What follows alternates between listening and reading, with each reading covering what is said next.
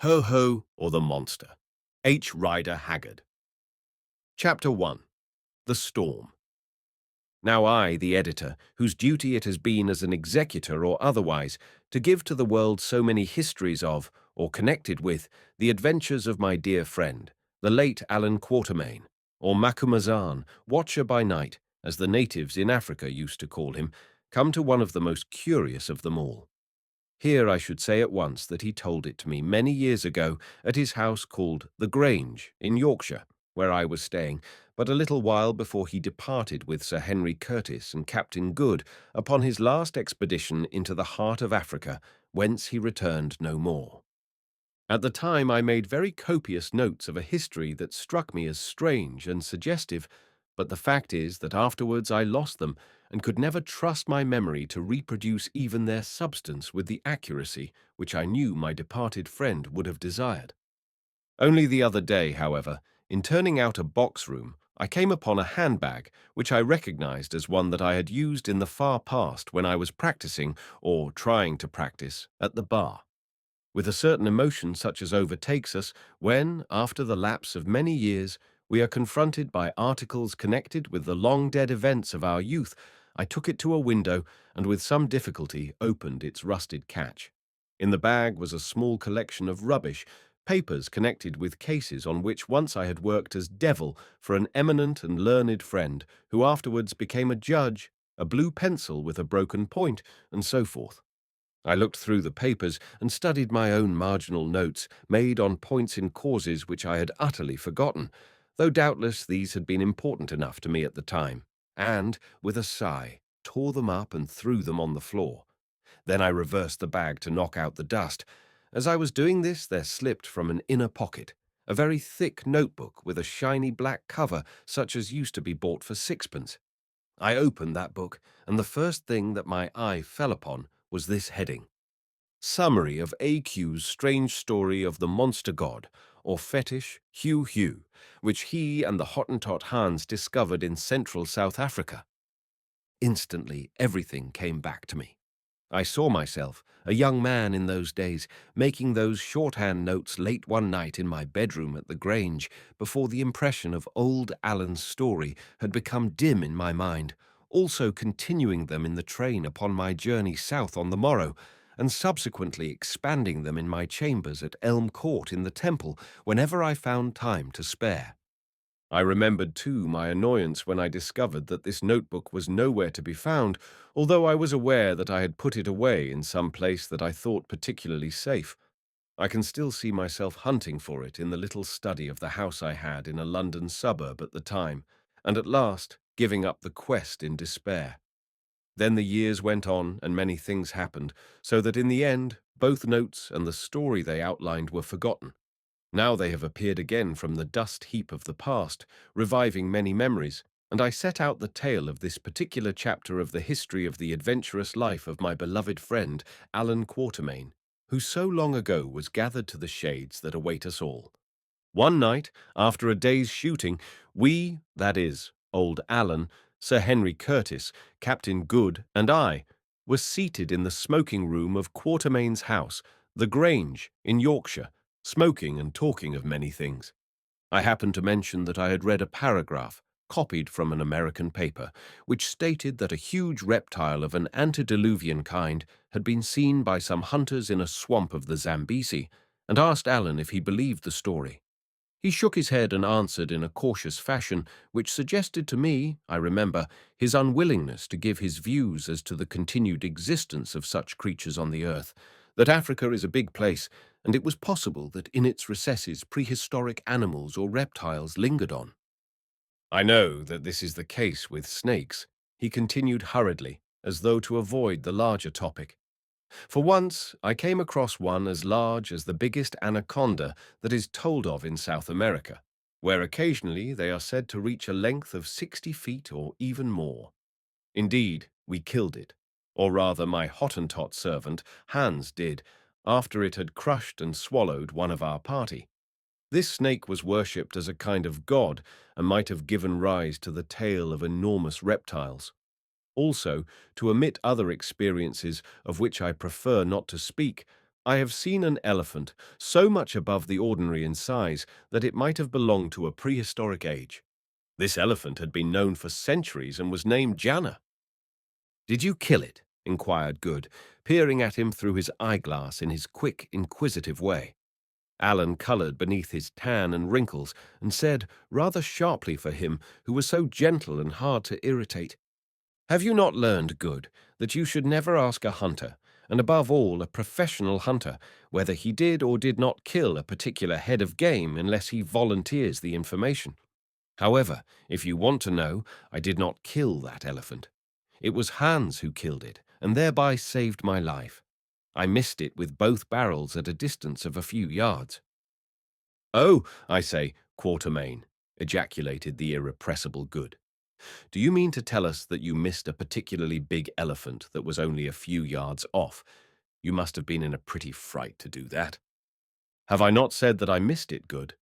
For the rest, perhaps you are right, and I was frightened, for as you know, I never set myself up as a person remarkable for courage. In the circumstances of the encounter with this beast, Janna, anyone might have been frightened. Indeed, even you yourself, Good. Or, if you choose to be charitable, you may conclude that there were other reasons for that yes, disgraceful exhibition of which I cannot bear to think, and much less to talk, seeing that in the end it brought about the death of old Hans, whom I loved." Now Good was about to answer again, for argument was as the breath of his nostrils, but I saw Sir Henry stretch out his long leg and kick him on the shin, after which he was silent. "To return," said Allan hastily, as one does who desires to escape from an unpleasant subject. "In the course of my life, I did once meet, not with a prehistoric reptile, but with a people who worshipped a monster god, or fetish, of which perhaps the origin may have been a survival from the ancient world." He stopped with the air of one who meant to say no more, and I asked eagerly, "What was it, Allan?" "To answer that would involve a long story, my friend," he replied, "and one that, if I told it, Good, I am sure, would not believe. Also, it is getting late and might bore you. Indeed, I could not finish it tonight. There are whiskey, soda, and tobacco, and whatever Curtis and Good may do, here, fortified by these, I remain between you and the door until you tell me that tale, Allan. You know it is rude to go to bed before your guests, so please get on with it at once," I added, laughing. The old boy hummed and hawed and looked cross, but as we all sat round him in an irritating silence which seemed to get upon his nerves, he began at last, "Well, if you will have it, many years ago, when by comparison I was a young man, I camped one day well up among the slopes of the Drakensberg. I was going up Pretoria Way with a load of trade goods which I hoped to dispose of amongst the natives beyond, and when I had done so, to put in a month or two game shooting towards the north. As it happened, when we were in an open space of ground between two of the foothills of the Berg, we got caught in a most awful thunderstorm, one of the worst that ever I experienced. If I remember right, it was about mid-January, and you, my friend," this was addressed to me, "know what Natal thunderstorms can be at that hot time of the year. It seemed to come upon us from two quarters of the sky, the fact being that it was a twin storm of which the component parts were travelling towards each other. The air grew thick and dense. Then came the usual moaning, icy wind, followed by something like darkness, although it was early in the afternoon. On the peaks of the mountains around us, lightnings were already playing, but as yet I heard no thunder, and there was no rain. In addition to the driver and voorlooper of the wagon, I had with me Hans, of whom I was speaking just now, a little wrinkled Hottentot, who from my boyhood had been the companion of my journeys and adventures.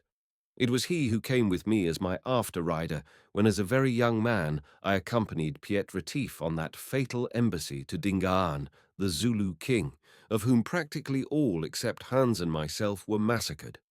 He was a curious, witty little fellow of uncertain age, and of his sort one of the cleverest men in Africa. I never knew his equal in resource or in following a spoor, but, like all Hottentots, he had his faults. Thus, whenever he got the chance, he would drink like a fish and become a useless nuisance. He had his virtues also, since he was faithful as a dog, and, well, he loved me as a dog loves the master that has reared it from a blind puppy. For me, he would do anything, lie or steal or commit murder, and think it no wrong, but rather a holy duty. Yes, and any day he was prepared to die for me, as in the end he did.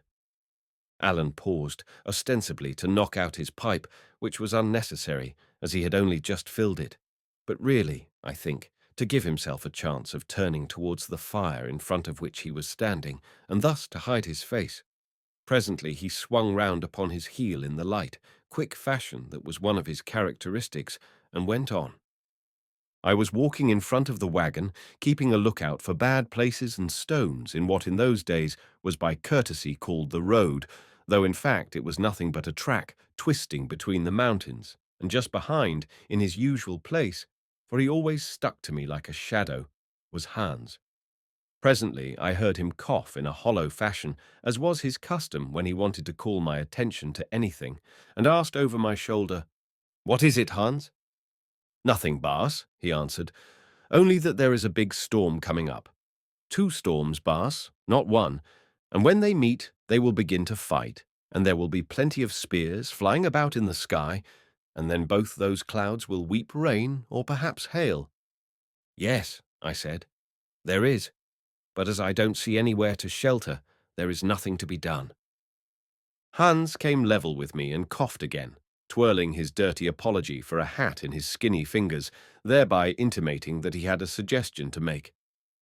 "Many years ago, Baas," he said, pointing with his chin towards a mass of tumbled stones at the foot of a mountain slope about a mile to our left, "there used to be a big cave yonder, for once when I was a boy I sheltered in it with some bushmen. It was after the Zulus had cleaned out Natal, and there was nothing to eat in the land, so that the people who were left fed upon one another." "Then how did the Bushmen live, Hans?" "On slugs and grasshoppers, for the most part, bass and buck, when they were lucky enough to kill any with their poisoned arrows.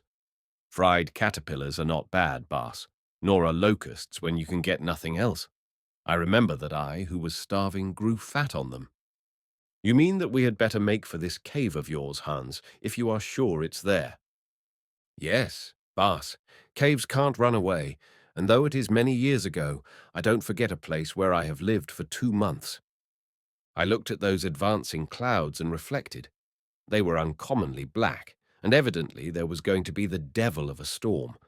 Moreover, the situation was not pleasant, for we were crossing a patch of ironstone on which, as I knew from experience, lightning always strikes, and a wagon and a team of oxen have an attraction for electric flashes. While I was reflecting, a party of Kaffirs came up from behind, running for all they were worth, no doubt to seek shelter.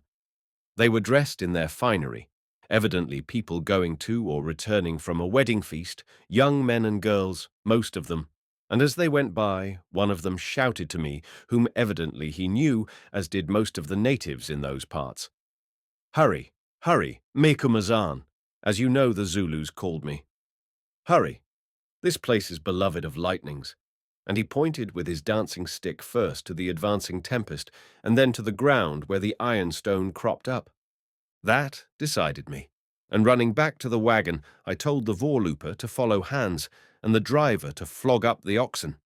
Then I scrambled in behind, and off we went, turning to the left and heading for the place at the foot of the slope where Hans said the cave was. Luckily, the ground was fairly flat and open, hard too. Moreover, although he had not been there for so many years, Hans's memory of the spot was perfect. Indeed, as he said, it was one of his characteristics never to forget any place that he had once visited. Thus, from the driving box to which I had climbed, suddenly I saw him direct the voorlooper to bear sharply to the right, and could not imagine why, as the surface there seemed similar to that over which we were travelling. As we passed it, however, I perceived the reason, for here was a ground spring which turned a large patch of an acre or more into a swamp, where certainly we should have been bogged. It was the same with other obstacles that I need not detail. By now a great stillness pervaded the air, and the gloom grew so thick that the front oxen looked shadowy. Also, it became very cold. The lightning continued to play upon the mountain crests, but still there was no thunder. There was something frightening and unnatural in the aspect of nature. Even the cattle felt it, for they strained at the yokes and went off very fast indeed, without the urgings of whip or shouts, as though they too knew they were flying from peril. Doubtless they did, since instinct has its voices which speak to everything that breathes. For my part, my nerves became affected, and I hoped earnestly that we should soon reach that cave. Presently I hoped it still more, for at length those clouds met, and from their edges as they kissed each other came an awful burst of fire. Perhaps it was a thunderbolt that rushed down and struck the earth with a loud detonation. At any rate, it caused the ground to shake, and me to wish that I were anywhere else, for it fell within 50 yards of the wagon, exactly where we had been a minute or so before. Simultaneously, there was a most awful crash of thunder, showing that the tempest now lay immediately overhead. This was the opening of the ball, the first sudden burst of music. Then the dance began with sheets and forks of flame for dancers, and the great sky for the floor upon which they performed. It is difficult to describe such a hellish tempest, because as you, my friend, who have seen them, will know, they are beyond description. Lightnings, everywhere, lightnings. Flash upon flash of them of all shapes. One, I remember, looked like a crown of fire encircling the brow of a giant cloud. Moreover, they seemed to leap upwards from the earth, as well as downwards from the heaven, to the accompaniment of one continuous roar of thunder. "Where the deuce is your cave?" I yelled into the ear of Hans, who had climbed onto the driving box beside me. He shrieked something in answer, which I could not catch because of the tumult, and pointed to the base of the mountain slope, now about 200 yards away. The oxen skrecked and began to gallop, causing the wagon to bump and sway so that I thought it would overset, and the voorlooper to leave hold of the ram and run alongside of them for fear lest he should be trodden to death, guiding them as best he could, which was not well. Luckily, however, they ran in the right direction. On we tore, the driver plying his whip to keep the beasts straight, and as I could see from the motion of his lips, swearing his hardest in Dutch and Zulu, though not a word reached my ears. At length they were brought to a halt by the steep slope of the mountain, and proceeded to turn round and tie themselves into a kind of knot after the fashion of frightened oxen that for any reason can no longer pull their load. We leapt down and began to outspan them, getting the yokes off as quickly as we could. No easy job, I can tell you, both because of the mess in which they were, and for the reason that it must be carried out literally under fire, since the flashes were falling all about us. Momentarily, I expected that one of them would catch the wagon and make an end of us and our story. Indeed, I was so frightened that I was sorely tempted to leave the oxen to their fate and bolt to the cave, if cave there were, for I could see none. However, pride came to my aid, for if I ran away, how could I ever expect my Kaffirs to stand again in a difficulty? Be as much afraid as you like, but never show fear before a native. If you do, your influence over him is gone. You are no longer the great white chief of higher blood and breeding. You are just a common fellow like himself, inferior to himself indeed, if he chances to be a brave specimen of a people among whom most of the men are brave. So I pretended to take no heed of the lightnings, even when one struck a thorn tree not more than 30 paces away.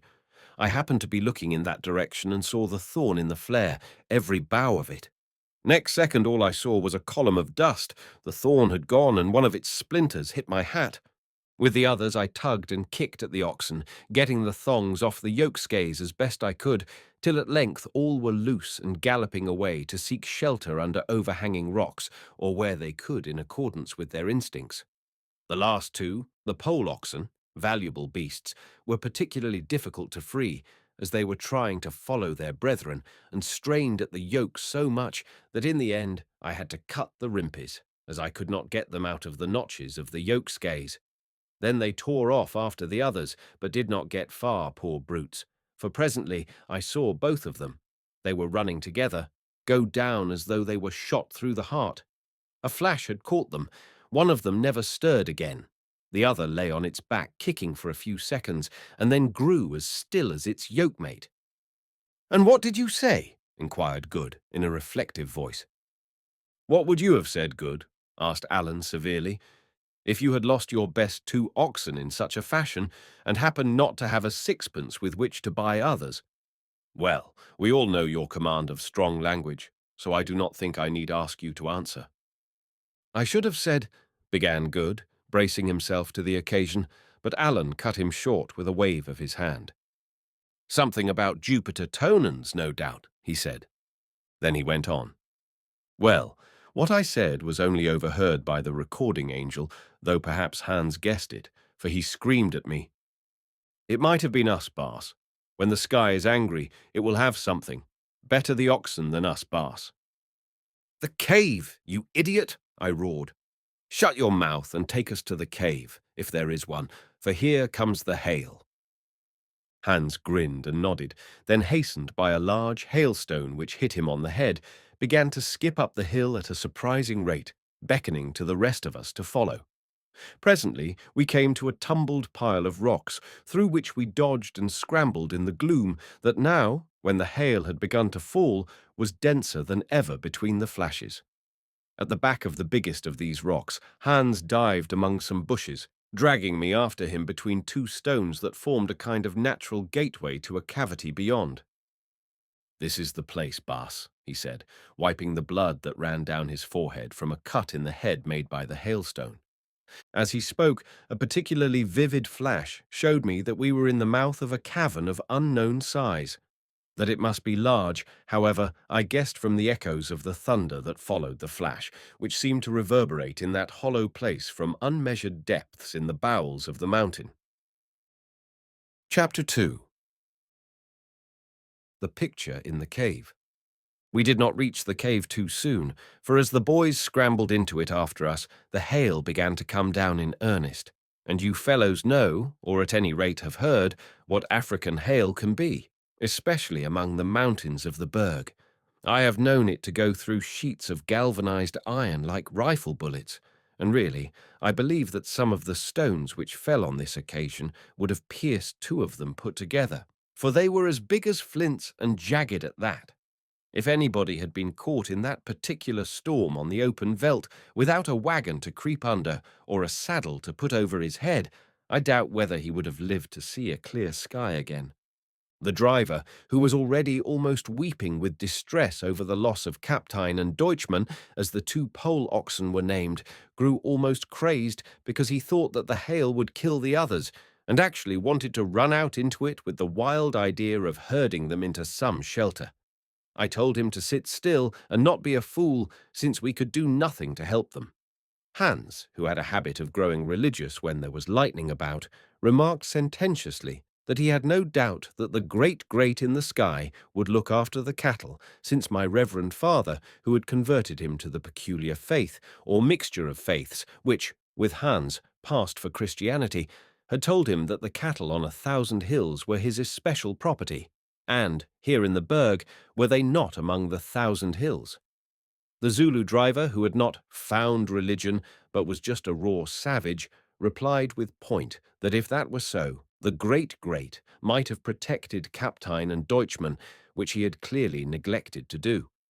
Then, after the fashion of some furious woman, by way of relieving his nerves, he fell to abusing Hans, whom he called a yellow jackal, adding that the tail of the worst of the oxen was of more value than his whole body, and that he wished his worthless skin were catching the hailstones instead of their inestimable hides. These nasty remarks about his personal appearance irritated Hans, who drew up his lips as does an angry dog, and replied in suitable language, which involved reflections upon that Zulu's family, and especially on his mother. In short, had I not intervened, there would have been a very pretty row that might have ended in a blow from a kerry or a knife thrust. This, however, I did with vigor, saying that he who spoke another word should be kicked out of the cave to keep company with the hail and the lightning, after which peace was restored. That storm went on for a long while, for after it had seemed to go away, it returned again, travelling in a circle as such tempests sometimes do, and when the hail was finished, it was followed by torrential rain. The result was that by the time the thunder had ceased to roar and echo among the mountain tops, darkness was at hand, so it became evident that we must stop where we were for the night, especially as the boys, who had gone out to look for the oxen, reported that they could not find them. This was not pleasant, as the cave was uncommonly cold and the wagon was too soaked with the rain to sleep in. Here, however, once more Hans's memory came in useful. Having borrowed my matches, he crept off down the cave and presently returned, dragging a quantity of wood after him, dusty and worm-eaten looking wood, but dry and very suitable for firing. "Where did you get that?" I asked. "Baas," he replied, "when I lived in this place with the bushmen, long before those black children." This insult referred to the driver and the voorlooper, Mavoon and Induka by name, were begotten of their unknown fathers. I hid away a great stock of wood for the winter, or in case I should ever come back here, and there it is still, covered with stones and dust. The ants that run about the ground do the same thing, Baas, that their children may have food when they are dead. So now, if those Kaffirs will help me to get the wood, we may have a good fire and be warm." Marvelling at the little Hottentot's foresight that was bred into his blood by the necessities of 100 generations of his forefathers, I bade the others to accompany him to the cache, which they did, glowering, with the result that presently we had a glorious fire. Then I fetched some food, for luckily I had killed a duca buck that morning, the flesh of which we toasted on the embers, and with it a bottle of square-face from the wagon, so that soon we were eating a splendid dinner. I know that there are many who do not approve of giving spirits to natives, but for my part I have found that when they are chilled and tired, a tot does them no harm and wonderfully improves their tempers. The trouble was to prevent Hans from getting more than one, to do which I made a bedfellow of that bottle of square-face. When we were filled, I lit my pipe and began to talk with Hans, whom the grog had made loquacious and therefore interesting. He asked me how old the cave was, and I told him that it was as old as the mountains of the Berg. He answered that he had thought so because there were footprints stamped in the rock floor farther down it and turned to stone, which were not made by any beasts that he had ever heard of or seen, which footprints he would show me on the morrow if I cared to look at them. Further, that there were queer bones lying about, also turned to stone, that he thought must have belonged to giants. He believed that he could find some of these bones when the sun shone into the cave in the early morning. Then I explained to Hans and the Kaffirs how once, thousands of years ago, before there were any men in the world, great creatures had lived there, huge elephants and reptiles as large as 100 crocodiles made into one, and, as I had been told, enormous apes, much bigger than any gorilla.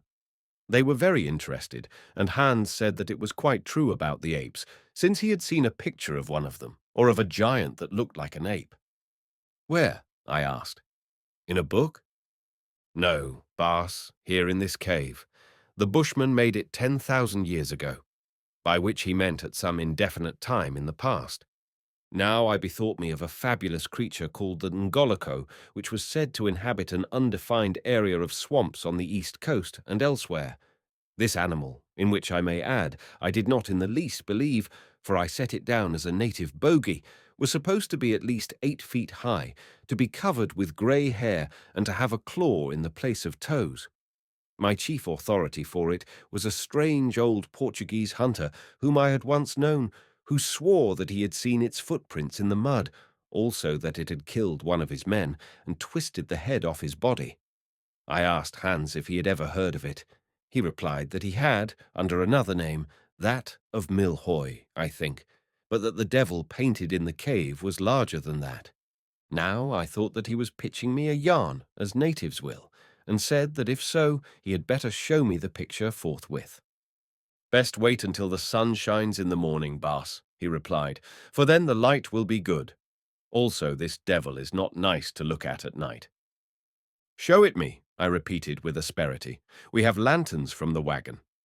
So, somewhat unwillingly, Hans led the way up the cave for 50 paces or more, for the place was very big, he carrying one lantern and I another, while the 2 Zulus followed with candles in their hands.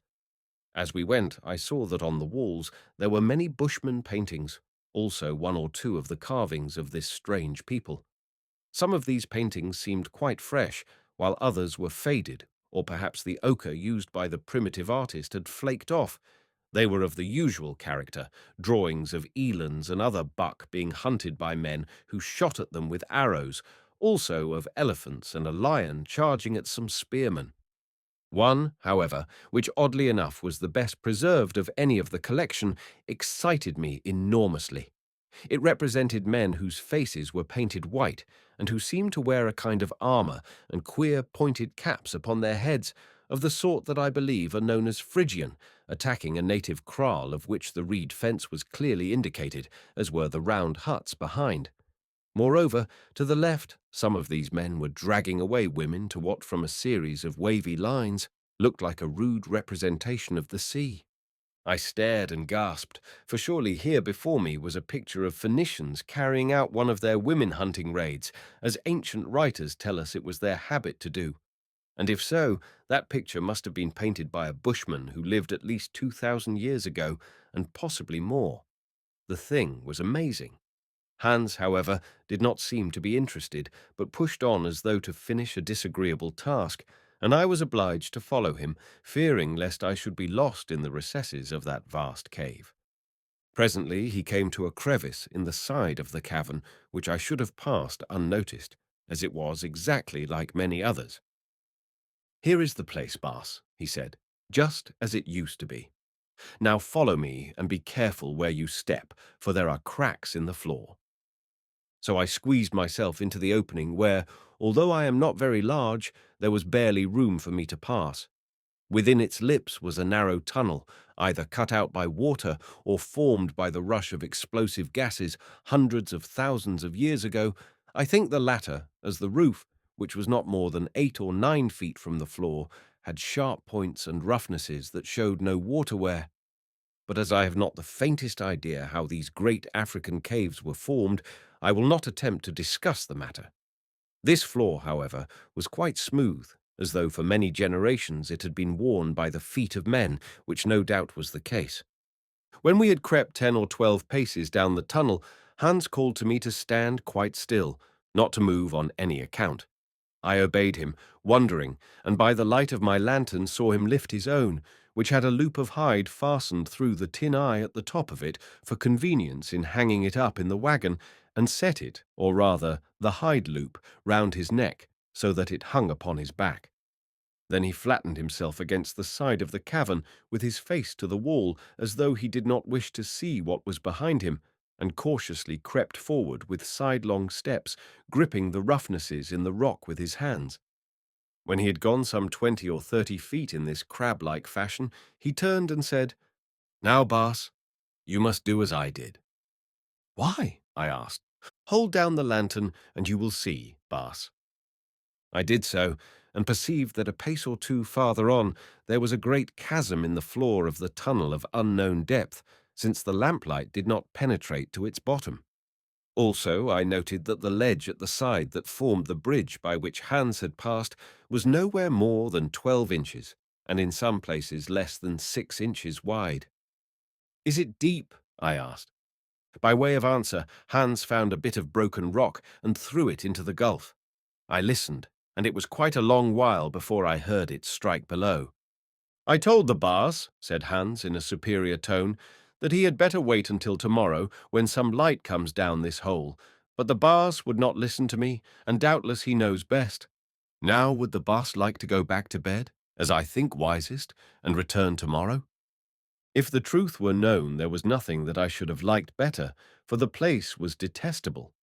But I was in such a rage with Hans for playing me this trick that even if I thought that I was going to break my neck, I would not give him the pleasure of mocking me in his sly way.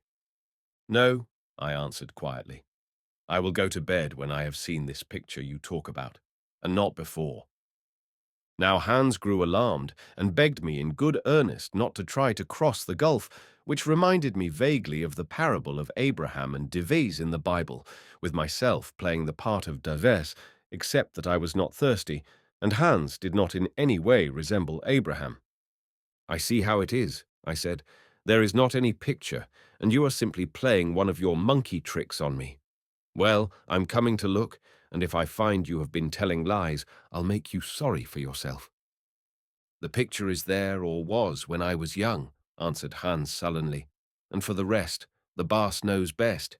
If he breaks every bone in his body presently, don't let him blame me, and I pray that he will tell the truth, all of it, to his reverend father in the sky who left him in my charge, saying that Hans begged him not to come, but that because of his evil temper he would not listen. Meanwhile, the boss had better take off his boots, since the feet of those bushmen, whose spooks I feel all about me, have made the ledge very slippery." In silence, I sat down and removed my boots, thinking to myself that I would gladly give all my savings that were on deposit in the bank at Durban to be spared this ordeal. What a strange thing is the white man's pride, especially if he be of the Anglo-Saxon breed, or what passes by that name. There was no need for me to take this risk, yet, rather than be secretly mocked at by Hans and those Kaffirs, here I was about to do so just for pride's sake. In my heart I cursed Hans and the cave, and the hole and the picture and the thunderstorm that brought me there, and everything else I could remember. Then, as it had no strap like that of Hans, although it smelt horribly, I took the tin loop of my lantern in my teeth, because it seemed the only thing to do, put up a silent but most earnest prayer, and started as though I liked the job. To tell the truth, I remember little of that journey, except that it seemed to take about 3 hours instead of under a minute, and the voices of woe and lamentation from the two Zulus behind, who insisted upon bidding me a tender farewell as I proceeded, amidst other demonstrations of affection, calling me their father and their mother for 4 generations. Somehow I wriggled myself along that accursed ridge, shoving my stomach as hard as I could against the wall of the passage, as though this organ possessed some prehensile quality, and groping for knobs of rock on which I broke 2 of my nails. However, I did get over all right, although just towards the end one of my feet slipped, and I opened my mouth to say something, with the result that the lantern fell into the abyss, taking with it a loose front tooth. But Hans stretched out his skinny hand and, meaning to catch me by the coat collar, got hold of my left ear, and, thus painfully supported, I came to firm ground and cursed him into heaps. Although some might have thought my language pointed, he did not resent it in the least, being too delighted at my safe arrival. "Never mind the tooth, boss," he said. "It is best that it should be gone without knowing it, as it were, because you see you can now eat crusts and hard biltong again, which you have not been able to do for months. The lantern, however, is another matter, though perhaps we can get a new one at Pretoria, or wherever we go." Recovering myself, I peered over the edge of the abyss. There, far, far below, I saw my lantern, which was of a sort that burns oil, flaring upon a bed of something white, for the container had burst, and all the oil was on fire. "What is that white stuff down there?" I asked. "Lime?" "No, Baas, it is the broken bones of men. Once, when I was young, with the help of the bushmen, I let myself down by a rope that we twisted out of rushes and buckskins. Just to look, Baas. There is another cave underneath this one, Baas, but I didn't go into it because I was frightened." "And how did all those bones come there, Hans?" "Why, there must be hundreds of them." "Yes, Baas, many hundreds, and they came this way. Since the beginning of the world, the Bushmen lived in this cave and set a trap here by laying branches over the hole and covering them with dust so that they looked like rock, just as one makes a game pit. Baas, yes, they did this until the last of them were killed not so long ago by the Boers and Zulus, whose sheep and beasts they stole. Then, when their enemies attacked them, which was often, for it has always been right to kill bushmen, they would run down the cave and into the cleft and creep along the narrow edge of rock, which they could do with their eyes shut. But the silly Kaffirs, or whoever it might be, running after them to kill them, would fall through the branches and get killed themselves. They must have done this quite often, Baas, since there are such a lot of their skulls down there, many of them quite black with age and turned to stone. One might have thought that the Kaffirs would have grown wiser, Hans. Yes, Bas, but the dead keep their wisdom to themselves. For I believe that when all the attackers were in the passage, then other bushmen, who had been hiding in the cave, came up behind and shot them with poisoned arrows and drove them on into the hole so that none went back. Indeed, the bushmen told me that this used to be their father's plan. Also, if any did escape, in a generation or two all was forgotten, and the same thing happened again because, Bas, there are always plenty of fools in the world, and the fool who comes after is just as big as the fool who went before. Death spills the water of wisdom upon the sand, Bas, and sand is thirsty stuff that soon grows dry again. If it were not so, Bas, men would soon stop falling in love with women, and yet even great ones, like you, Bas, fall in love. Having delivered this thrust, in order to prevent the possibility of answer, Hans began to chat with the driver and the voorlooper on the other side of the gulf.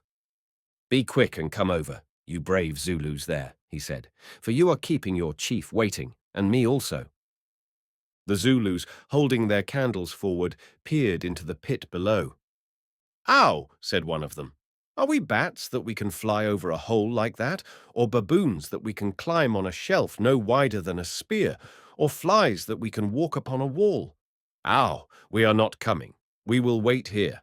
That road is only for yellow monkeys like you, or for those who have the white man's magic, like the Inkus Macumazahn." "No," replied Hans reflectively. "You are none of these creatures which are all of them good in their way. You are just a couple of low-born Kaffir cowards, black skins blown up to look like men. I, the yellow jackal, can walk the gulf, and the Bas can walk the gulf, but you, windbags, cannot even float over it for fear lest you should burst in the middle. Well, windbags, float back to the wagon and fetch the coil of small rope that is in the vorkissie, for we may want it." One of them replied in a humbled voice that they did not take orders from him, a Hottentot, whereon I said, "Go and fetch the rope and return at once." So they went with a dejected air, for Hans's winged words had gone home, and again they learned that at the end he always got the best of a quarrel. The truth is that they were as brave as men can be, but no Zulu is any good underground, and least of all in the dark in a place that he thinks haunted. "Now, Bas," said Hans, "we will go and look at the picture. That is, unless you are quite sure I am lying, and that there is no picture, in which case it is not worth while to take the trouble, and you had better sit here and cut your broken nails until Mavoon and Induka come back with the rope." "Oh, get on, you poisonous little vermin," I said, exasperated by his jeers, emphasizing my words with a tremendous kick. Here, however, I made a great mistake, since I had forgotten that at the moment I lacked boots, and either Hans carried a collection of hard articles in the seat of his filthy trousers, or his posterior was of a singularly stone-like nature. In short, I hurt my toes most abominably, and him not at all. "Ah, Bas," said Hans, with a sweet smile, "you should remember what your reverend father taught me. Always to put on your boots before you kick against the thorn pricks. I have a gimlet and some nails in my pistol pocket, Bas, that I was using this morning to mend that box of yours." Then he bolted incontinently, lest I should experiment on his head and see if there were nails in that also, and as he had the only lantern, I was obliged to limp, or rather to hop, after him. The passage, of which the floor was still worn smooth by thousands of dead feet, went on straight for 8 or 10 paces, and then bent to the right. When we came to this elbow in it, I saw a light ahead of me, which I could not understand, till presently I found myself standing in a kind of pit or funnel, it may have measured some 30 feet across, that rose from the level at which we stood, right through the strata to the mountainside 80 or 100 feet above us.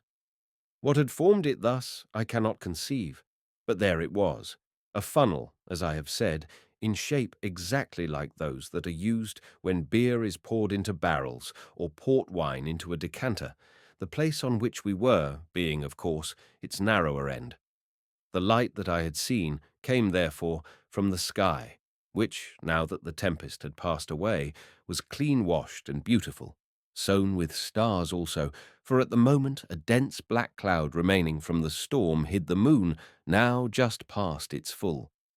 For a little way, perhaps 25 feet, the sides of this tunnel were almost sheer, after which they sloped outwards steeply to the mouth of the pit in the mountain flank.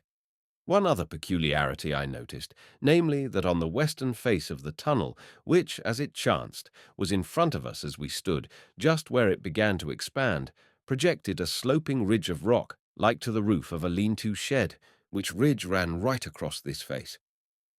"Well, Hans," I said, when I had inspected this strange natural cavity, "where is your picture?"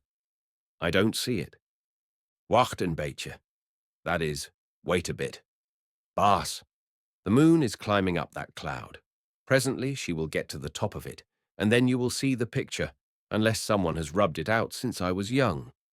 I turned to look at the cloud, and to witness a sight of which I never have grown tired: the uprising of the glorious African moon out of her secret halls of blackness.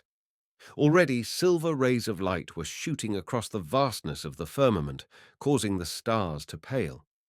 Then suddenly her bent edge appeared, and with extraordinary swiftness grew and grew till the whole splendid orb emerged from a bed of inky vapour, and for a while rested on its marge. Perfect. Wonderful. In an instant our whole was filled with light so strong and clear that by it I could have read a letter. For a few moments I stood thrilled with the beauty of the scene, and forgetting all else in its contemplation, till Hans said with a hoarse cackle, "Now turn round, Baas, and look at the pretty picture." I did so, and followed the line of his outstretched hand, which pointed to that face of the rock with the pent roof that looked towards the east. Next second, my friends, I am not exaggerating, I nearly fell backwards. Have any of you fellows ever had a nightmare in which you dreamed you were in hell and suddenly met the devil tête-à-tête, all by your little selves? At any rate, I have, and there in front of me was the devil, only much worse than fond fancy can paint him even with the brush of the acutest indigestion. Imagine a monster double life-size, that is to say, 11 or 12 feet high, brilliantly portrayed in the best ochres of which these bushmen have always had the secret, namely, white, red, black, and yellow, and with eyes formed apparently of polished lumps of rock crystal. Imagine this thing as a huge ape to which the biggest gorilla would be but a child, and yet not an ape, but a man, and yet not a man, but a fiend. It was covered with hair like an ape, long grey hair that grew in tufts. It had a great red, bushy beard like a man. Its limbs were tremendous, the arms being of abnormal length like to the arms of a gorilla. But mark this, it had no fingers, only a great claw where the thumb should be. The rest of the hand was all grown together into one piece, like a duck's foot, although what should have been the finger part was flexible and could grip like fingers, as shall be seen. At least, that is what the picture suggested, though it occurred to me afterwards that it might represent the creature as wearing fingerless gloves, such as men in this country use when cutting fences. The feet, however, which were certainly shown as bare, were the same. I mean that there were no toes, only one terrible claw where the big toe should be. The carcass was enormous, supposing it to have been drawn from life. The original, I should guess, would have weighed at least 30 stone. The chest was vast, indicating gigantic strength, and the paunch beneath wrinkled and protuberant. But, and here came one of the human touches, about its middle the thing wore a moocher, or rather a hide tied round it by the leg skins, which hide seemed to have been dressed. So much for the body. Now for the head and face. These I know not how to describe, but I will try. The neck was as that of a bull, and perched horribly on the top of it was a quite small head, which, notwithstanding the great red beard whereof I have spoken, that grew upon the chin, and a wide mouth from whose upper jaw projected yellow tushes like to those of a baboon that hung over the lower lip, was curiously feminine in appearance. Indeed, that of an old she-devil with an aquiline nose. The brow, however, was disproportionate to the rest of the face, being prominent, massive, and not unintellectual, while set deep in it and unnaturally far apart were those awful glaring crystal eyes. That was not all, for the creature seemed to be laughing cruelly, and the drawing showed why it laughed. One of its feet was set upon the body of a man, into which the great claw was driven deep. One of its hands held the head of the man that evidently it had just twisted from the body. The other hand grasped by the hair a living naked girl badly drawn, as though this detail had not interested the artist, whom apparently it was about to drag away. "Isn't it a pretty picture, Bas?" sniggered Hans. "Now the Bas will not say that I tell lies. No, not for quite a week." Chapter 3. The Opener of Roads. I stared and stared, then was overcome with faintness, and sat down upon the ground. "I see you laughing at me, young man." This was addressed to me, the recorder of the tale, who no doubt have already decided that this drawing was the work of some imaginative bushman who had gone mad and set down upon the rock the hellish dream of a mind diseased. Of course, that was the conclusion I came to myself next morning, though afterwards I changed my opinion, but at the time it did not strike me like that. The place was lonesome and eerie, a horrible place with the pit full of bones nearby, heavily silent also except for a distant hyena or jackal howling at the moon, and I had gone through some trials that day. The passage of the death pit, for instance, which reminded me of the oubliettes in ancient Norman castles that I have read of, down which prisoners were hurled to doom. Also, as you may have observed, even in your short career, moonlight differs from sunlight, and we, or some of us, are much more affected by horrible things at night than we are by day.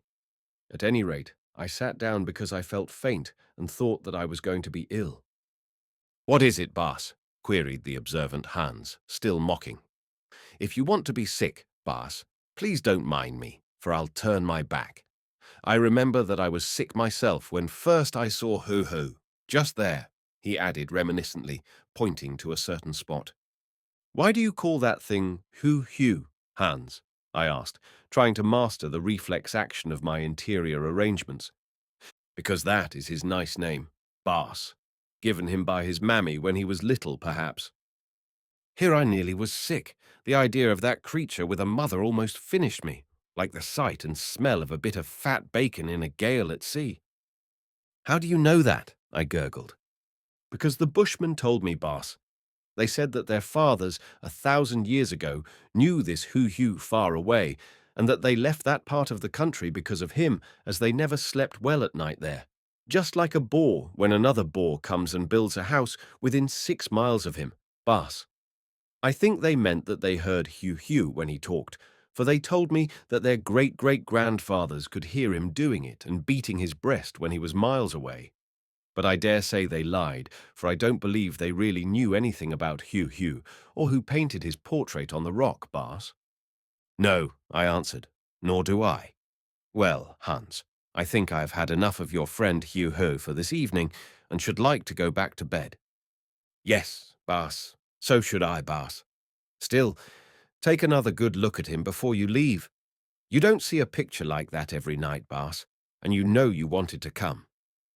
Now I would have kicked Hans again, but luckily I remembered those nails in his pocket in time. So, after one lingering glance, I only rose and loftily motioned to him to lead on. This was the last that I saw of the likeness of Heu Heu or Beelzebub, or whoever the monster may have been. Somehow, although I intended to return to examine it more closely by the light of day, when morning came, I thought that I would not risk another scramble over that ledge, but would be satisfied with the memory of first impressions. These, they say, are always the best. Like first kisses, as Hans added when I explained this to him. Not that I could forget Heu Heu. On the contrary, it is not too much to say that this devilish creature haunted me. I could not dismiss that picture as some mere flight of distorted, savage imagination. From 100 characteristics I knew, or thought I knew it, erroneously as I now believe, to be Bushman's work, and was certain that no Bushman, even if he had delirium tremens, not a complaint from which these people ever suffered, because they lacked the opportunity of doing so, could have evolved this monstrous creation out of his own soul, if a Bushman has a soul. No, Bushman or not, that artist was drawing something that he had seen, or thought that he had seen. Of this there were several indications. Thus, on Heu Heu's right arm, the elbow joint was much swollen, as though he had once suffered an injury there. Again, the claw of one of his horrible hands, the left, I think, was broken and divided at the point. Further, there was a wart or protuberance upon the brow, just beneath where the long iron-grey tufts of hair parted in the middle and hung down on each side of the demoniacal, womanish face. Now the painter must have remembered these blemishes and set them down faithfully, copying from some original, real or imagined. Certainly, I reflected, he would not have invented them. Where, then, did he get his model? I have mentioned that I had heard rumours of creatures called ngolokos, which I took it, if they existed at all, were peculiarly terrific apes of an unknown variety. Heu Heu, then, might be a most distinguished and improved specimen of these apes. Yet that could scarcely be, for this beast was more man than monkey, notwithstanding his huge claws where the thumbs and big toes should be. Or perhaps I should say that he was more devil than either. Another idea occurred to me. He might have been the god of these bushmen, only I never heard that they had any god except their own stomachs. Afterwards I questioned Hans on this point, but he replied that he did not know, as the bushmen he lived with in the cave had never told him anything to that effect. It was true, however, that they did not go to the place where the picture was except through fear of enemies, and that when they did they would not look or speak about it more than they could help. Perhaps, he suggested with his usual shrewdness, Heu Heu might be the god of some other people with whom the Bushmen had nothing to do. Another question. When was this work executed? Owing to its sheltered position, the colours were still fairly bright, but it must have been a long while ago. Hans said that the Bushmen told him that they did not know who painted it or what it represented, but that it was old, old, old, which might mean anything or nothing, since to a people without writing 5 or 6 generations become remote antiquity. One thing was certain, however, that another of the paintings in that cave was undoubtedly old, that of the Phoenicians raiding a kraal of which I have spoken, which can scarcely have been executed since the time of Christ. Of this I am sure, for I examined it carefully on the following morning, and it was not more faded than that of the monster. Further, in his picture a piece of the rock had scaled off just above the left knee, and I had noticed that the surface thus exposed seemed as much weathered as that of the surrounding rock outside the limits of the painting. On the other hand, it must be remembered that the Phoenician picture was under cover, while that of Heu Heu was exposed to the air and would therefore age more rapidly. Well, all that night I dreamed of this horrid Heu Heu, dreamed that he was alive and challenging me to fight him, dreamed that someone was calling to me to rescue her, it was certainly her, not him, from the power of the beast, dreamed that I did fight him, and that he got me down and was about to twist my head off, as he had done to the man in the picture, when something happened. I do not know what, and I woke up covered with perspiration and in a most pitiable fright. Now, at the time I visited this cave, I was not far from the borders of Zululand on one of my trading expeditions, the wagon being laden with blankets, beads, iron pots, knives, hoes, and such other articles as the simple savage loves, or in those days loved to pay for in cattle. Before the storm overtook us, however, I was contemplating leaving the Zulus alone on this trip and trying to break new ground somewhere north of Pretoria among less sophisticated natives who might put a higher value on my wares. After seeing Heu Heu, as it chanced, I changed my mind for 2 reasons. The first of these was that the lightning had killed my 2 best oxen, and I thought that I could replace these without cash expenditure in Zululand, where debts were owing to me that I might collect in kind. The second was connected with that confounded and obsessing Heu Heu.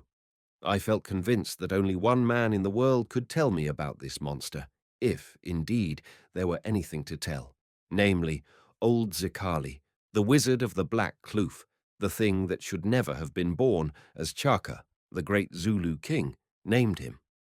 I think that I have told you all about Zikali before, but in case I have not, I will say that he was the greatest witch doctor who ever lived in Zululand, and the most terrible. No one knew when he was born, but undoubtedly he was very ancient, and under his native name of Opener of Roads, had been known and dreaded in the land for some generations. For many years, since my boyhood, indeed, he and I had been friends in a fashion, though of course I was aware that from the first he was using me for his own ends, as indeed became very clear before all was done, and he had triumphed over and brought about the fall of the Zulu royal house, which he hated. However, Zikali, like a wise merchant, always paid those who served him with a generous hand, in one coin or another, as he paid those he hated. My coin was information, either historical or concerning the hidden secrets of the strange land of Africa, of which, for all our knowledge, we white men really understand so little. If anyone could give information about the picture in the cave and its origin, it would be Zikali, and therefore to Zikali I would go. Curiosity about such matters, as perhaps you have guessed, was always one of my besetting sins. We had great trouble in recovering our remaining 14 oxen, since some of them had wandered far to find cover from the storm. At last, however, they were found uninjured except for some bruises from the hailstones, for it is wonderful, if they are left alone, how cattle manage to protect themselves against the forces of nature. In Africa, however, they seldom take shelter beneath trees during a thunderstorm, as is their habit here in England, perhaps because, such tempests being so frequent, they have inherited from their progenitors an instinctive knowledge that lightning strikes trees and kills anything that happens to be underneath them. At least, that is my experience. Well, we inspanned and trekked away from that remarkable cave. Many years afterwards, by the way, when Hans was dead, I tried to find it again and could not. I thought that I reached the same mountain slope in which it was, but I suppose that I must have been mistaken, since in that neighborhood there are multitudes of such slopes, and on the one that I identified, I could discover no trace of the cave. Perhaps this was because there had been a landslide, and, with the funnel-like shaft in the mountainside, down which the moonlight poured onto the picture of Heu Heu, the orifice that, it will be remembered, was very small, had been covered up with rocks. Or it may be that I was searching the wrong slope, not having taken my bearings sufficiently when I visited the place at a time of tempest and hurry. Further, I was pressed, and, desiring to reach a certain outspan before night fell, could only give about an hour to the quest, and when it failed was obliged to get on. Nor have I ever met anyone who was acquainted with this cave, so I suppose that it must have been known to the Bushmen and Hans only, dead now, all of them, which is a pity because of the wonderful paintings that it contains or contained. You will remember I told you that just before the storm broke, we were overtaken by a party of Kafirs going to or returning from some feast. When we had gone about half a mile, we found one of those Kafirs again quite dead, but whether he, the body was that of a young man, had been killed by the lightning or by the hail, I was not sure. Evidently his companions were so frightened that they had left him where he lay, proposing, I suppose, to return and bury him later. So you will see that when it gave us shelter, this cave did us a good turn. Now I will skip all the details of my trek into Zululand, which was as our other treks, only slower, because it was a hard job to get that heavily laden wagon along with but 14 oxen. Once, indeed, we stuck in a river, the White Umfolozi, quite near to the Nongala rock or cliff which frowns above a pool of the river. I shall never forget that accident because it caused me to be the unwilling witness of a very dreadful sight. Whilst we were fast in the drift, a party of men appeared upon the brow of this Nongala rock, about 250 yards away, dragging with them 2 young women. Studying them through my glasses, I came to the conclusion from the way they moved their heads and stared wildly about them that these young women were blind or had been blinded. As I looked at them, wondering what to do, the men seized the women by the arms and hurled them over the edge of the cliff. With a piteous wail, the poor creatures rolled down the stratified rock into the deep pool below, and there the crocodiles got them. For distinctly I saw the rush of the reptiles. Indeed, in this pool they were always on the lookout, as it was a favorite place of execution under the Zulu kings. When their horrible business was finished, the party of slayers, there were about 15 of them, came down to the ford to interview us. At first, I thought there might be trouble, and to tell the truth, should not have been sorry, for the sight of this butchery had made me furious and reckless. As soon as they found out, however, that the wagon belonged to me, Macumazahn, they were all amiability, and wading into the water, tackled onto the wheels, with the result that by their help we came safe to the farther bank. There I asked their leader who the two murdered girls might be. He replied that they were the daughters of Panda, the king. I did not question this statement, although, knowing Panda's kindly character, I doubted very much whether they were actually his children. Then I asked why they were blind and what crime they had committed. The captain replied that they had been blinded by the order of Prince Setiwayo, who even then was the real ruler of Zululand, because they had looked where they should not. Further inquiry elicited the fact that these unhappy girls had fallen in love with two young men and run away with them against the king's orders or Setiwayo's, which was the same thing.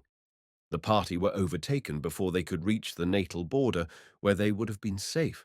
The young men were killed at once, and the girls brought up for judgment, with the result that I have described. Such was the end of their honeymoon.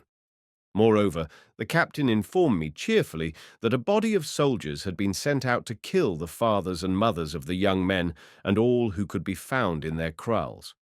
This kind of free love must be put a stop to, he said, as there had been too much of it going on. Indeed, he did not know what had come to the young people in Zululand, who had grown very independent of late, contaminated, no doubt, by the example of the Zulus in Natal, where the white men allowed them to do what they liked without punishment. Then, with a sigh over the degeneracy of the times, this crusted old conservative took a pinch of snuff, bade me a hearty farewell, and departed, singing a little song which I think he must have invented, as it was about the love of children for their parents. If it had been safe, I should have liked to let him have a charge of shot behind to take away as a souvenir, but it was not. Also, after all, he was but an executive officer, a product of the iron system of Zululand in the day of the kings. Well, I trekked on, trading as I went, and getting paid in cows and heifers, which I sent back to Natal, but could come by no oxen that were fit for the yoke, and much less any that had been broken in, since in those days such were almost unknown in Zululand. However, I did hear of some that had been left behind by a white trader because they were sick or footsore, I forget which, who took young cattle in exchange for them. These were said now to be fat again, but no one seemed to know exactly where they were. One friendly chief told me, however, that the opener of roads, that is, old Zikali, might be able to do so, as he knew everything, and the oxen had been traded away in his district. Now by this time, although I was still obsessed about Heu Heu, I had almost made up my mind to abandon the idea of visiting Zikali on this trip, because I had noticed that whenever I did so, always I became involved in arduous and unpleasant adventures as an immediate consequence. Being, however, badly in need of more oxen, for not to mention the two that were dead, others of my team seemed never to have recovered from the effects of the hailstorm, and one or two showed signs of sickness. This news caused me to revert to my original plan. So after consultation with Hans, who also thought it the best thing to be done, I headed for the Black Kloof, which was only 2 short days' trek away. Arriving at the mouth of that hateful and forbidding gulf on the afternoon of the second day, I outspanned by the spring, and leaving the cattle in charge of Mavoon and Induka, walked up it accompanied by Hans. The place, of course, was just as it had always been, and yet, as it ever did, struck me with a fresh sense of novelty and amazement. In all Africa, I scarcely know a gorge that is so eerie and depressing. Those towering cliff-sides that look as though they are about to fall in upon the traveller, the stunted, melancholy aloe plants which grow among the rocks, the pale vegetation, the jackals and hyenas that start away at the sound of voices or echoing footsteps, the dense, dark shadows, the whispering winds that seem to wail about one even when the air is still overhead, draughts, I suppose, that are drawing backwards and forwards through the gully. All of these are peculiar to it. The ancients used to declare that particular localities had their own genii or spirits, But whether these were believed to be evolved by the locality or to come thither because it suited their character and nature, I do not know. In the Black Kloof and some other spots to which I have wandered, I have often thought of this fable and almost found myself accepting it as true. But then, what kind of a spirit would it be that chose to inhabit this dreadful gorge? I think some embodiment, no, that word is a contradiction, some impalpable essence of tragedy, some doomed soul whereof the head was bowed and the wings were leaded with a weight of ineffable and unrepented crime. Well, what need was there to fly to fable and imagine such an invisible inhabitant when Zicali, the thing that should never have been born, was, and for uncounted years had been, the dweller in this tomb-like gulf? Surely he was tragedy personified, and that hoary head of his was crowned with ineffable and unrepented crime. How many had this hideous dwarf brought down to doom, and how many were yet destined to perish in the snares that year by year he wove for them? And yet this sinner had been sinned against, and did but pay back his sufferings in kind, he whose wives and children had been murdered, and whose tribe had been stamped flat beneath the cruel feet of Chaka, whose house he hated and lived on to destroy. Even for Zicali allowances could be made. He was not altogether bad. Is any man altogether bad, I wonder? Musing thus, I tramped on up the gorge, followed by the dejected Hans, whom the place always depressed, even more than it did myself. "Baas," he said, presently in a hollow whisper, for here he did not dare to speak aloud. "Baas, do you think that the opener of roads was once Heu Heu himself, who has now shrunk to a dwarf with age, or at any rate that Heu Heu's spirit lives in him?"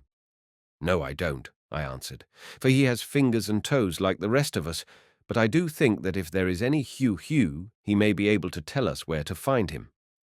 "Then, Baas, I hope that he has forgotten, or that Heu Heu has gone to heaven, where the fires go on burning of themselves without the need of wood. For, Baas, I do not want to meet Heu Heu. The thought of him turns my stomach cold." "No, you would rather go to Durban and meet a gin bottle that would turn your stomach warm, Hans, and your head too, and land you in the trunk for 7 days," I replied, improving the occasion. Then we turned the corner and came upon Zicali's kraal. As usual, I appeared to be expected, for one of his great silent body servants was waiting, who saluted me with uplifted spear. I suppose that Zicali must have had a lookout man stationed somewhere who watched the plain beneath and told him who was approaching. Or possibly he had other methods of obtaining information.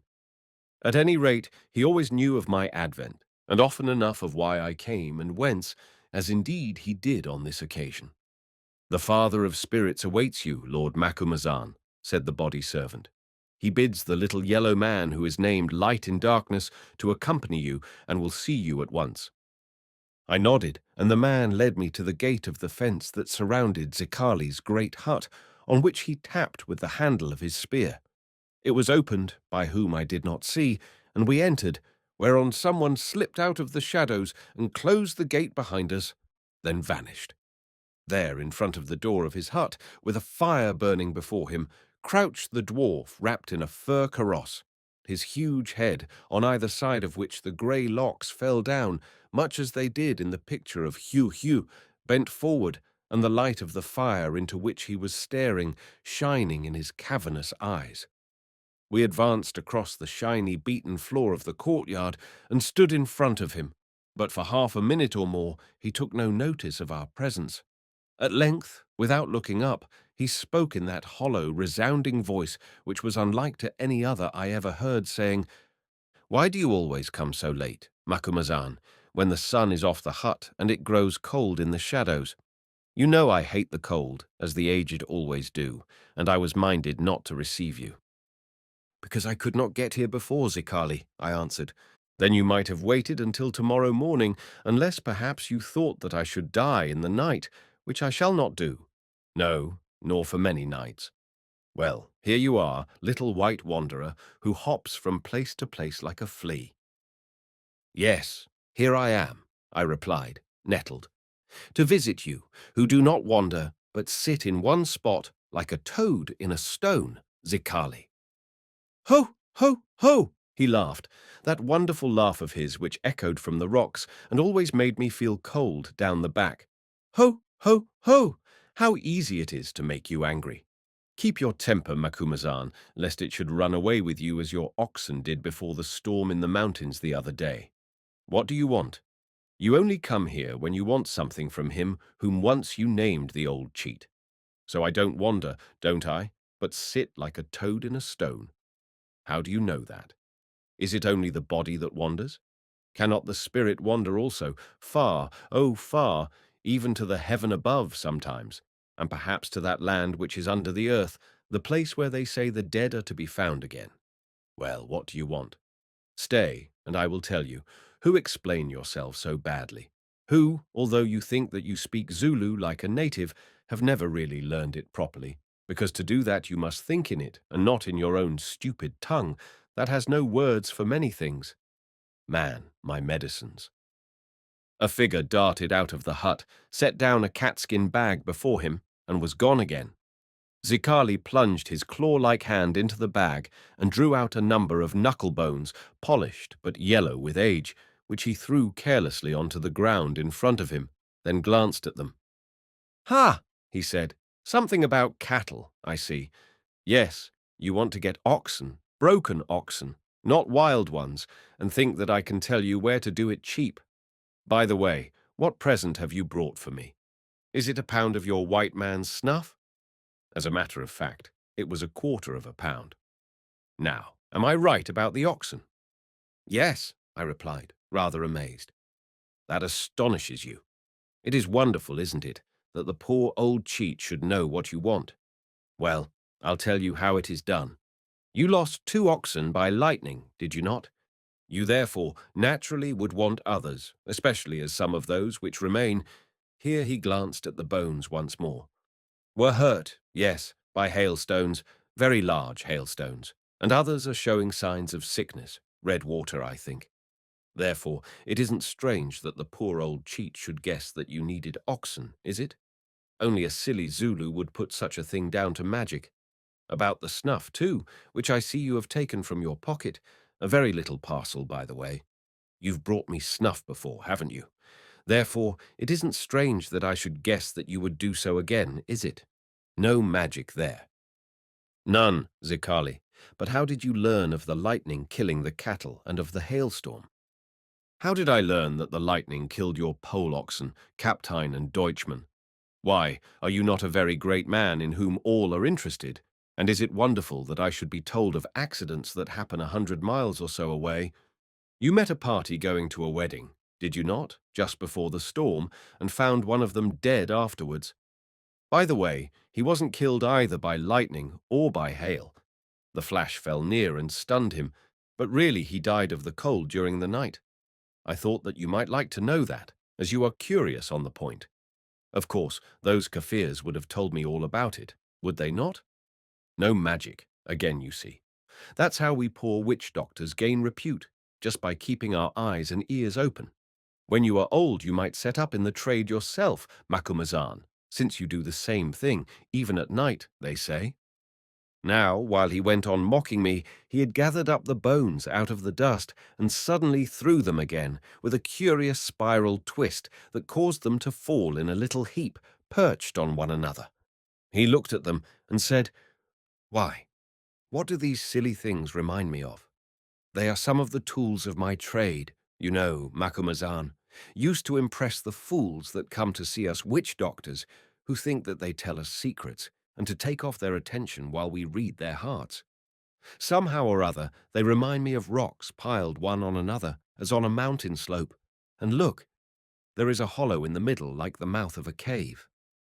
"Did you chance to take refuge from that storm in a cave, Macumazahn?" "Oh, you did. Well, see how cleverly I guessed it. No magic there again, only just a guess.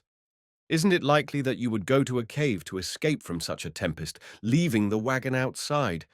Look at that bone there, lying a little distance off the others. That's what made me think of the wagon being outside. But the question is, what did you see in the cave? Anything out of the way, I wonder? The bones can't tell me that, can they? I must guess that somehow else, mustn't I? Well, I'll try to do so, just to give you, the wise white man, another lesson in the manner that we poor rascals of witch doctors do our work and take in fools. But won't you tell me, Macumazahn?" "No, I won't," I answered crossly, who knew that the old dwarf was making a butt of me. "Then I suppose that I must try to discover for myself. But how? How? Come here, you little yellow monkey of a man, and sit between me and the fire so that its light shines through you, for then perchance I may be able to see something of what is going on in that thick head of yours, light in darkness, as you are called, and get some light in my darkness." Hans advanced unwillingly enough and squatted down at the spot that Zicali indicated with his bony finger, being very careful that none of the magic bones should touch any portion of his anatomy, for fear lest they should bewitch him, I suppose. There he sat, holding his ragged felt hat upon the pit of his stomach, as though to ward off the gimlet-like glances of Zicali's burning eyes. "Ho, ho, yellow man," said the dwarf, after a few seconds of inspection, which caused Hans to wriggle uncomfortably and even to colour beneath his wrinkled skin, like a young woman being studied by her prospective husband, who desires to ascertain whether she will or will not do for a fifth wife. "Ho, ho, it seems to me that you knew this cave before you went there in the storm, but of course I should guess that, for how otherwise would you have found it in such a hurry? Also that it had something to do with bushmen, as most caves have in this land.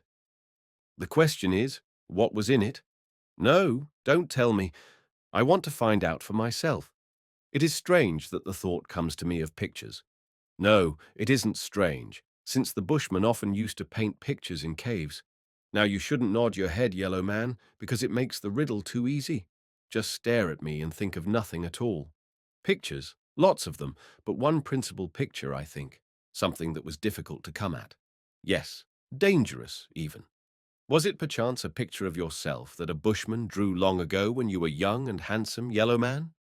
There, again you are shaking your head. Keep it quite still, will you, so that the thoughts in it don't ripple like water beneath a wind. At least, it was a picture of something hideous, but much bigger than you. Ah, it grows and grows. I am getting it now. Macumazahn, come and stand by me, and you, yellow man, turn your back so that you face the fire. Bah, it burns badly, does it not? And the air is so cold, so cold. I must make it brighter. Are you there, Macumazahn? Yes. Now look at this stuff of mine.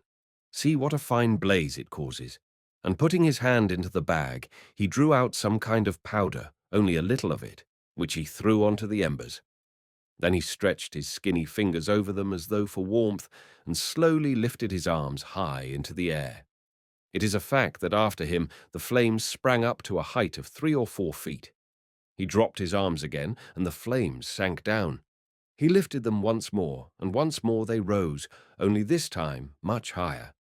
A third time he repeated this performance, and now the sheet of fire sprang full 15 feet into the air, and so remained burning steadily, like the flame of a lamp.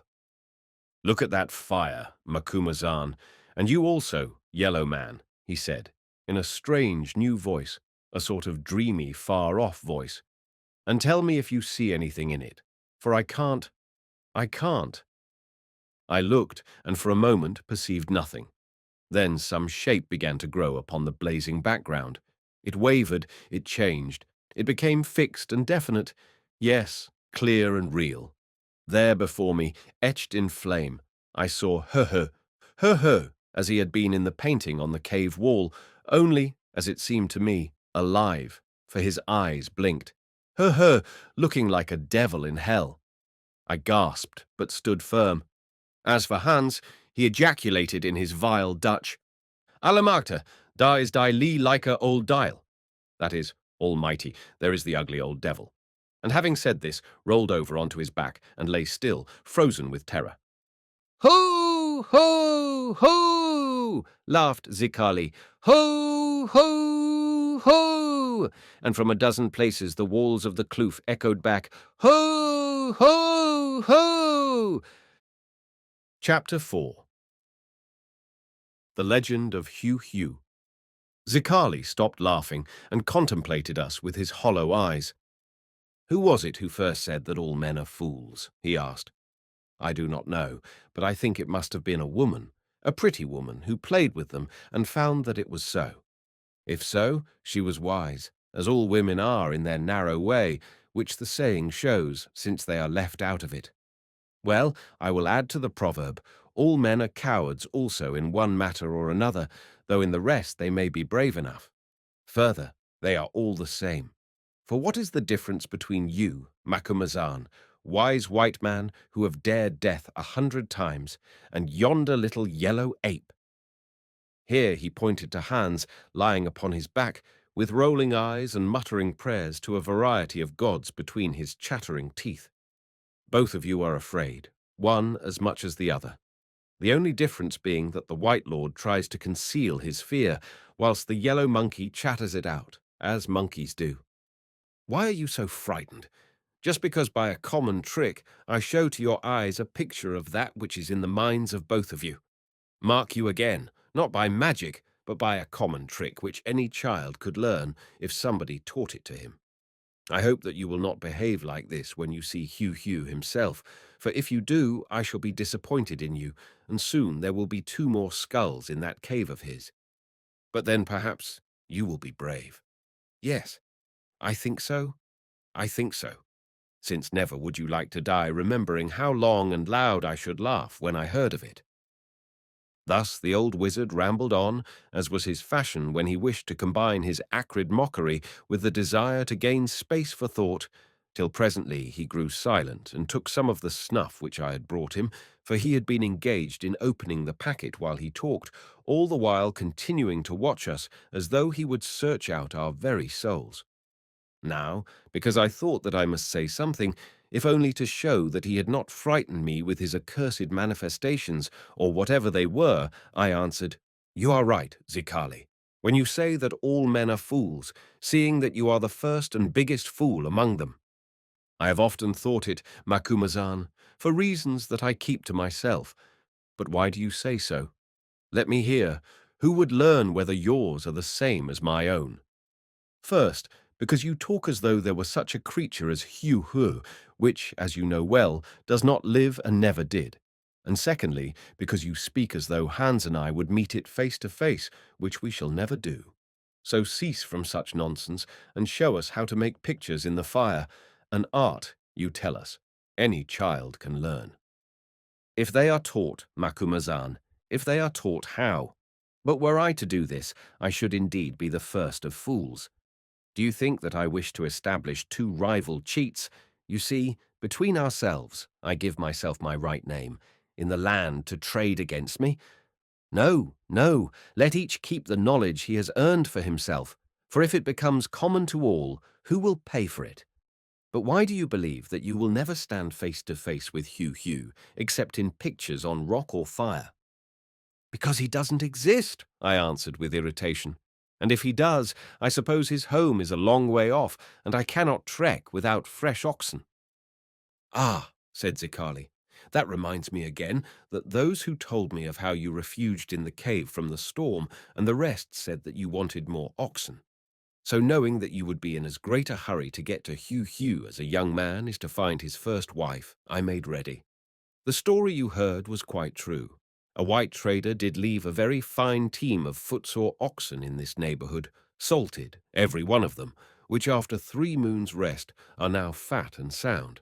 I will have them driven up tomorrow morning, and take care of yours while you are away. I have no money to pay for more oxen, I said. Is not the promise of Macumazahn better than any money, even the red English gold? Does not the whole land know it? Moreover, he added slowly, when you return from visiting Heu Heu, you ought to have plenty of money, or rather of diamonds, which is the same thing, and perhaps of ivory, though of that I am not so sure. No, I am not sure whether you will be able to carry the ivory. If I do not speak truth, I will pay for the oxen myself. Now at the word diamonds, I pricked up my ears, for just then all Africa was beginning to talk about these stones. Even Hans rose from the ground and began once more to take interest in earthly things. That's a fair offer, I said, but stop blowing dust, i.e., talking nonsense. and tell me straight out what you mean before it grows dark. I hate this kloof in the dark. Who is Heu Heu? And if he or it lives, or lived, where is Heu Heu, dead or alive? Also, supposing that there was or is a Heu Heu, why do you, Zikali, wish me to find him, as I perceive you do, who always have a reason for what you wish? I will answer the last question first, Macumazahn, who, as you say, always have a reason for what I want you or others to do. Here he stopped and clapped his hands, whereon instantly one of his great serving men appeared from the hut behind, to whom he gave some order. The man darted away and presently was back with more of the skin bags, such as witch doctors use to carry their medicines. Zikali opened one of these and showed me that it was almost empty, there being in it but a pinch of brown powder. "This stuff, Macumazahn," he said, "is the most wonderful of all drugs, even more wonderful than the herb called taduki that can open the paths of the past, with which herb you will become acquainted one day. By means of it, I speak not of taduki, but of the powder in the bag, I do most of my tricks. For instance, it was with a dust of it that I was able to show you and the little yellow man the picture of Heu Heu in the flames just now. You mean that it is a poison, I suppose? Oh, yes. Among other things, by adding another powder, it can be made into a very deadly poison. So deadly that as little of it as will lie upon the point of a thorn will kill the strongest man and leave no trace. But it has other properties also that have to do with the mind and the spirit. Never mind what they are. If I tried to tell you, you would not understand. Well, the tree of visions from the leaves of which this medicine is ground grows only in the garden of Heu Heu and nowhere else in Africa, and I got my last supply of it thence many years ago, long before you were born, indeed, Macumazahn, never mind how. Now I must have more of those leaves, or what these Zulus call my magic, which wise white men like you know to be but my tricks, will fail me, and the world will say that the opener of roads has lost his strength and turned to seek wiser doctors. Then why do you not send and get some, Zikali? Whom can I send that would dare to enter the land of Heu Heu and rob his garden? No one but yourself, Macumazahn. Ah, I read your mind. You are wondering now, if that be so, why I do not order that the leaves should be brought to me from the place of Heu Heu. For this reason, Macumazahn. The dwellers there may not leave their hidden land. It is against their law. Moreover, if they might, they would not part even with a handful of that drug, except at a great price. Once, 100 years ago, by which I suppose he meant a long time, I paid such a price and bought a quantity of the stuff of which you see the last in that bag. But that is an old story with which I will not trouble you. Oh, many went and but 2 returned, and they mad, as those are apt to be who have looked on Heu Heu and left him living. If ever you see Heu Heu, Macumazahn, be sure to destroy him, and all that is his, lest his curse should follow you for the rest of your days. Fallen, he will be powerless, but standing, his hate is very strong, and reaches far, or that of his priest does, which is the same thing. Rubbish, I said. If there is any Heu Heu, he is but a big ape, and living or dead, I am not afraid of any ape. I am glad to hear that, Macumazahn, and hope that you will always be of the same mind. Doubtless it is only his picture painted on rock or in the fire that frightens you, just as a dream is more terrible than anything real. Some day you shall tell me which was the worse, Heu Heu's picture or Heu Heu himself. But you asked me other questions. The first of them was, who is Heu Heu? Well, I do not know. The legend tells that once, in the beginning, there was a people white, or almost white, who lived far away to the north. This people, says the old tale, were ruled over by a giant, very cruel and very terrible, a great wizard also, or cheat, as you would call him. So cruel and terrible was he, indeed, that his people rose against him, and strong as he might be, forced him to fly southwards with some who clung to him or could not escape him. So south he came with them, thousands of miles, until he found a secret place that suited him to dwell in. That place is beneath the shadow of a mountain of a sort that I have heard spouted out fire when the world was young, which even now smokes from time to time. Here this people, who are named Wallu, built them a town after their northern fashion out of the black stone which flowed from the mountain in past ages. But their king, the giant wizard, continued his cruelties to them, forcing them to labor night and day at his city and great house, and a cave in which he was worshipped as a god, till at last they could bear no more and murdered him by night. Before he died, however, which he took long to do because of his magic, he mocked them, telling them that not thus would they be rid of him, since he would come back in a worse shape than before, and still rule over them from generation to generation. Moreover, he prophesied disaster to them, and laid this curse upon them, that if they strove to leave the land that he had chosen, and to cross the ring of mountains by which it is enclosed, they should die, every one of them. This indeed happened, or so I have heard, since if even one of them travels down the river, by which alone that country can be approached from the desert, and sets foot in the desert, he dies, sometimes by sudden sickness, or sometimes by the teeth of lions and other wild beasts that live in the great swamp where the river enters the desert, whither the elephants and other game come to drink from hundreds of miles around. Perhaps fever kills them, I suggested. Maybe so, or poison, or a curse. At least, soon or late they die, and therefore it comes about that now none of them leaves that land. And what happened to the Wallus after they had finished off this kind king of theirs? I asked, for Zicali's romantic fable interested me. Of course, I knew that it was a fable, but in such tales, magnified by native rumour, there is sometimes a grain of truth. Also, Africa is a great country, and in it there are very queer places and peoples.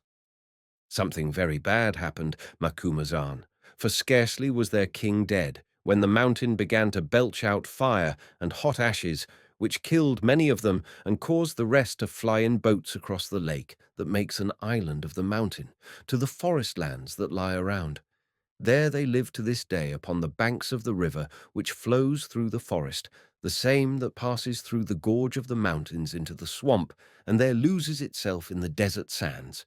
So, at least, my messengers told me 100 years ago, when they brought me the medicine that grows in Heu Heu's garden. I suppose that they were afraid to go back to their town after the eruption was over, I said. Yes, they were afraid, at which you will not wonder when you see it.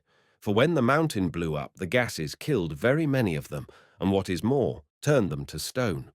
Aye, there they sit, Macumazahn, to this day, turned to stone, and with them their dogs and cattle. Now at this amazing tale I burst out laughing, and even Hans grinned. I have noted, Macumazahn, said Zicali, that in the beginning it is you who always laugh at me, while in the end it is I who laugh at you, and so I believe it will be in this case also. I tell you that there those people sit turned to stone, and if it is not so, you need not pay me for the oxen that I bought from the white man, even should you come back with your pockets full of diamonds. Now I bethought me of what happened at Pompeii, and ceased to laugh. After all, the thing was possible. That is one reason why they did not return to their town, even when the mountain went to sleep again. But there was another, Macumazahn, that was stronger still. Soon they found that it was haunted. Haunted? By what? By the stone men? No, they are quiet enough, though what their spirits may be I cannot tell you. Haunted by their king whom they had killed, turned into a gigantic ape, turned into Heu Heu. Now at this statement I did not laugh, although at first sight it seemed much more absurd than that of the dead people who had been petrified. For this reason, as I knew well, it is the commonest of beliefs among savages, and especially those of Central Africa, that dead chiefs, notably if they have been tyrants during their life, are metamorphosed into some terrible animal which thenceforward persecutes them from generation to generation. The animal may be a rogue elephant, or a man-killing lion, or perhaps a very poisonous snake. But whatever shape it takes, it always has this characteristic, that it does not die and cannot be killed, at any rate, by any of those whom it afflicts. Indeed, in my own experience, I have come across sundry examples of this belief among natives. Therefore, it did not strike me as strange that these people should imagine their country to be cursed by the spirit of a legendary tyrant turned into a monster. Only in the monster itself I put no faith. If it existed at all, probably it would resolve itself into a large ape, or perhaps a gorilla living upon an island in the lake where it had become marooned or drifted upon a tree in a flood. And what does this spirit do? I asked Zikali incredulously. Throw nuts or stones at people. No, Macumazan. According to what I have been told, it does much more. At times it crosses to the mainland, some say upon a log, some say by swimming, some say as spirits can. There, if it meets anyone, it twists off his or her head. Here I bethought me of the picture in the cave. For no man can fight against its strength, or woman either, because if she be old and ugly, it serves her in the same fashion. But if she be young and well-favoured, then it carries her away. The island is said to be full of such women who cultivate the garden of Heu Heu. Moreover, it is reported that they have children who cross the lake and live in the forest. Terrible, hairy creatures that are half human, for they can make fire and use clubs and bows and arrows. These savage people are named Heu Heu. They dwell in the forests, and between them and the Walloos there is perpetual war. Anything else? I asked. Yes, one thing. At a certain time of the year, the Walloos must take their fairest and best-born maiden and tie her to an appointed rock upon the shore of the island upon a night of full moon. Then they go away and leave her alone, returning at sunset. And what do they find? One of two things, Macumazan. Either that the maiden has gone, in which case they are well pleased, except those of them to whom she is related, or that she has been torn to pieces, having been rejected by Heu Heu, in which case they weep and groan, not for her, but for themselves. Why do they rejoice, and why do they weep, Zikali? For this reason. If the maiden has been taken, Heu Heu or his servants, the Heu Heu, will spare them and his priests for that year. Moreover, their crops will prosper and they be free from sickness. If she has been killed, he or his servants haunt them, snatching away other women, and they will have bad harvests. Also, fever and other ills fall upon them. Therefore, the offering of the maiden is their great ceremony, which, should she be taken, is followed by the feast of rejoicing, and should she be rejected and slain, by the fast of lamentation and the sacrifice of her parents or others. A pleasant religion, Zikali. Tell me, is it one that pleases these Walloos? Does any religion please any man, Macumazan, and do tears, want, sickness, bereavement, and death please those who are born into the world? For example, like the rest of us, you white people suffer these things, or so I have heard. Also, you have your own Heu Heu or devil who claims such sacrifices and yet avenges himself upon you. You are not pleased with him. Still, you go on making your sacrifices of war and blood and all wickedness in return for what he did to you, thereby binding yourselves to him afresh and confirming his power over you. And as you do, so do we all. Yet if you and the rest of us would but stand up against him, perhaps his strength might be broken, or he might be slain. Why, then, do we continue to sacrifice our maidens of virtue, truth, and purity to him? And how are we better than those who worship Heu Heu, who do so to save their lives? I considered his argument, which was subtle for a savage, however old and instructed, to have evolved from his limited opportunities of observation, and answered rather humbly, I do not suppose that we are better at all. Then to change the subject to something more practical, I added, but what about those diamonds? The diamonds. Oh ho, the diamonds, which, by the way, I believe are one of the offerings that you white people make to your own Heu Heu. Well, these people seem to have plenty of them. Of course, they are useless to them, as they do not trade. Still, the women know that they are pretty, and fasten them about themselves in little nets of hair after polishing them upon stone, because they do not know how to make holes in them, being so hard, and cannot set them in metals. Also, they stick them in the clay of their eating dishes before these are dried, making pretty patterns with them. It seems that these stones and others that are red are washed down by the river from some desert across which it flows above, through a tunnel in the mountains, I believe. At any rate, they find them in plenty in the gravel on its banks, which they set the children to sift in a closely woven sieve of human hair, or in some such fashion. Stay, I will show you what they are like, for my messengers brought me a fistful or two many years ago. And he clapped his hands. Instantly, as before, one of his servants appeared, to whom he gave certain instructions.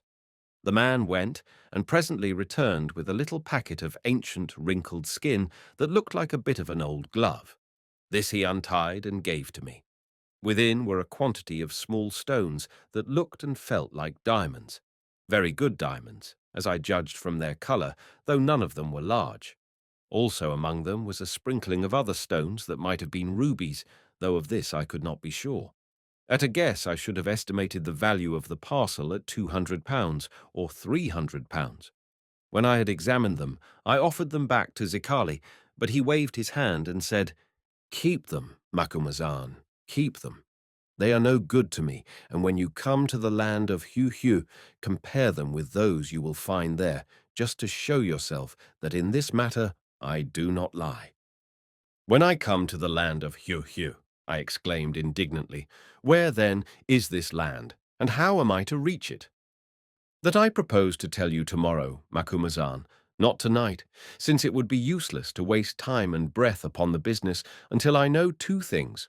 First, whether you will go there, and secondly, whether the Walloos will receive you if you do go. When I have heard the answer to the second question, we will talk of the first, Zicali. But why do you try to make a fool of me?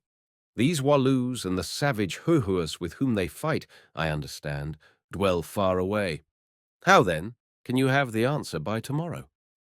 "There are ways, there are ways," he answered dreamily, then seemed to go into a kind of doze with his great head sunk upon his breast.